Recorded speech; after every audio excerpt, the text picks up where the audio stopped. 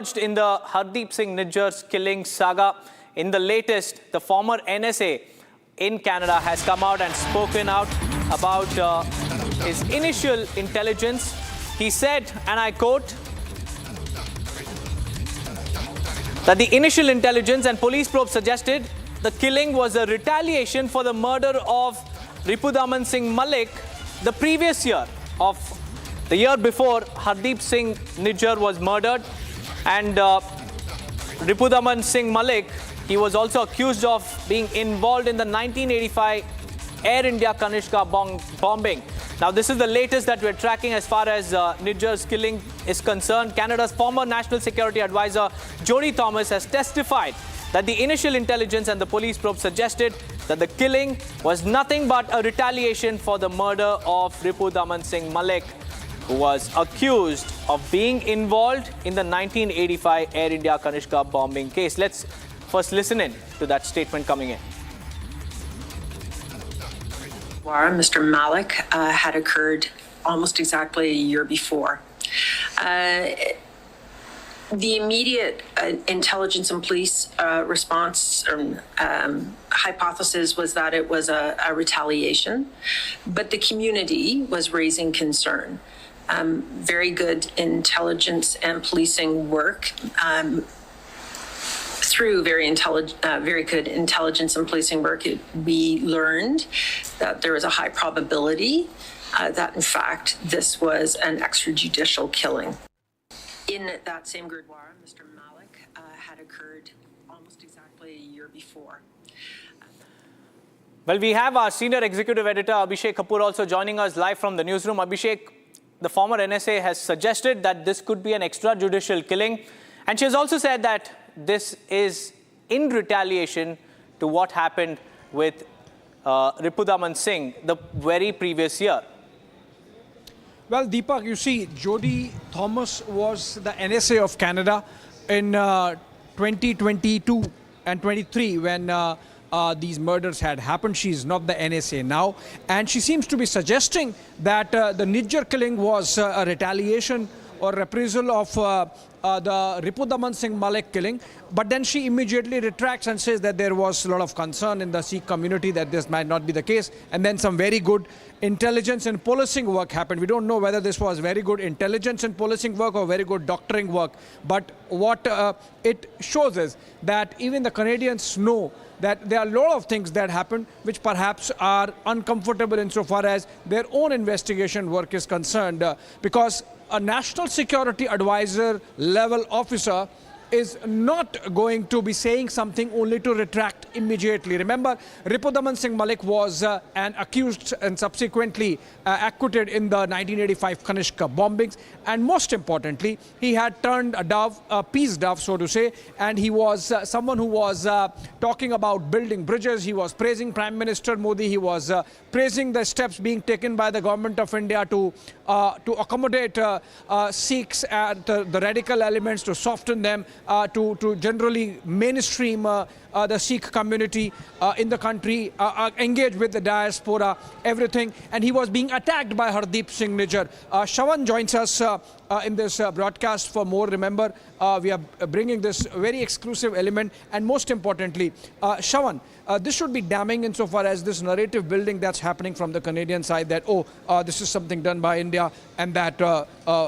we are a nation of milk and honey and these people are coming in from there and creating troubles for us. While the fact of the matter is 22 extradition requests of gangsters, some of them of the Bishnoi gang, and they have not returned. And now, Jodie Thomas, perhaps in a Freudian slip, mentioning that the Nijjar killing was connected in some ways with the Retaliation Singh Malik killing, which had happened exactly 11 months back at the same place, same Gurdwara. Well, in fact, there are two crucial points that emerge. One, with the statement that has been made by the ex-NSA. And before that, remember, the CIS's director herself admitting to the fact that as far as this case is concerned, there wasn't enough evidence. Just to take our viewers through what really has happened in the investigation that has been carried out as far as Nijjar is concerned.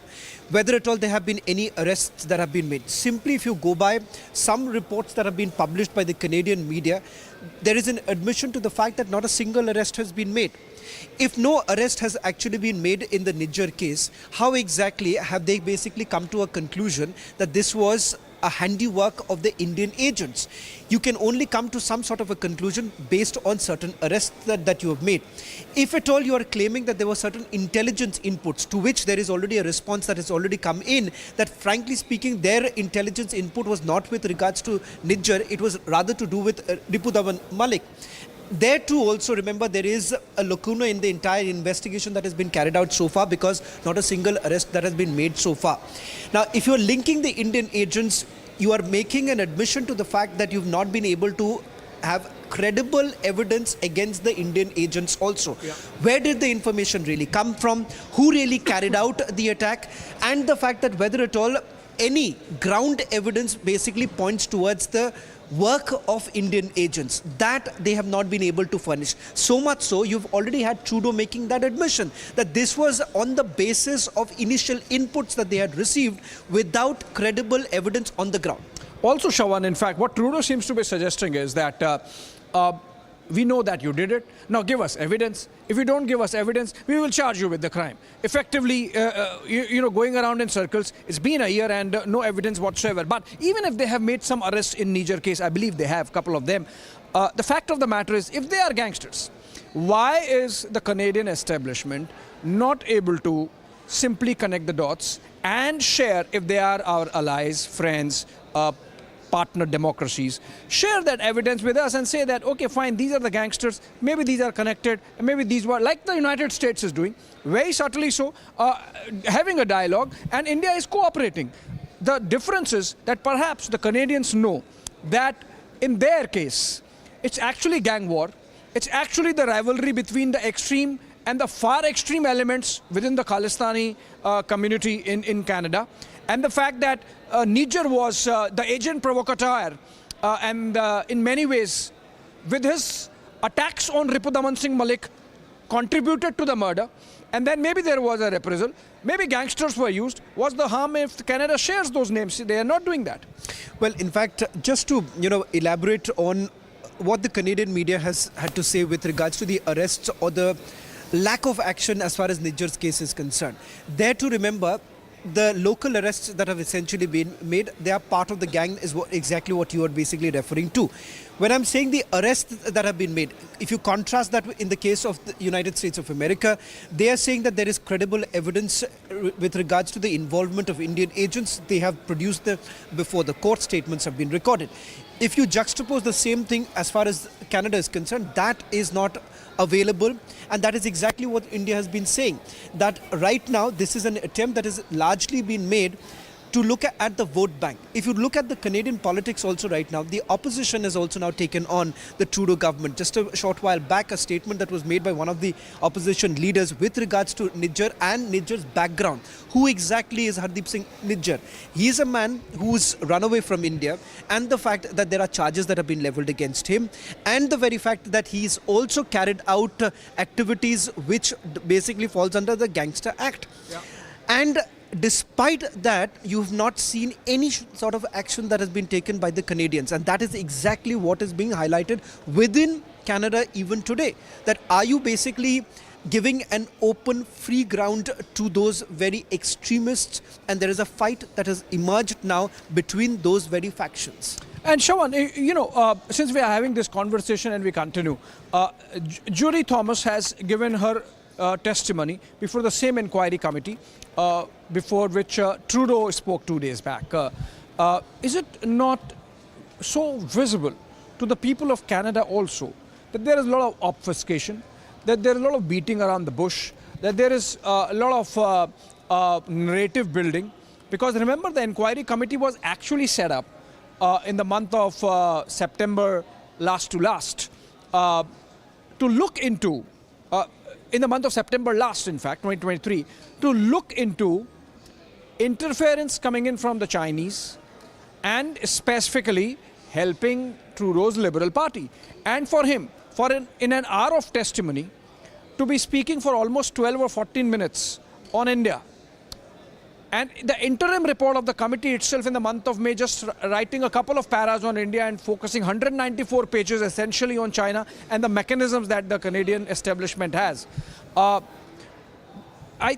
think, should we even, continue to indulge with Justin Trudeau and his establishment in the manner, or we just sort of ignore the way Jair Bolsonaro had in the G20 summit couple of years back? Well, in fact, if you see the kind of response that India has given, right from the time that the first statement that was made by Justin Trudeau, you've had the Ministry of External Affairs already indicating that perhaps it is not really worth indulging because they've not given the evidence.